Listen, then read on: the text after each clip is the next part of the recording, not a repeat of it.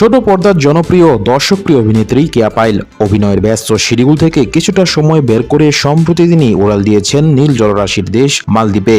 সেখানে গিয়ে প্রকৃতির অপার সৌন্দর্যের মাঝে নিজেকে মেলে ধরেছেন এই গ্ল্যামার কন্যা। মালদ্বীপ সফরে দারুণ কিছু মুহূর্ত নিজের সামাজিক যোগাযোগ মাধ্যমে ভক্তদের সঙ্গে ভাগ করে নিয়েছেন তিনি। সমুদ্রের নীল জল, বালুকাময় সৈকত আর ক্যান্ডেল লাইট ডিনারের সেই সব মোহনীয় ছবি ভক্তদের কাছে শেয়ার করেছেন অভিনেত্রী।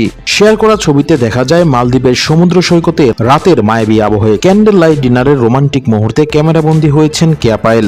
এছাড়া রৌদ্রোজ্জ্বল দিনে মালদ্বীপের বালুকাময় সৈকতে ব্যাকলেস ফ্লোরাল পোশাকে আর সানগ্লাস চোখে এক অন্যরকম লুকে ধরা দিয়েছেন অভিনেত্রী। এছাড়া বিদেশের মাটিতে বাঙালি নারীর চিরচেনা রূপেও ধরা দিয়েছেন কেয়া পায়েল।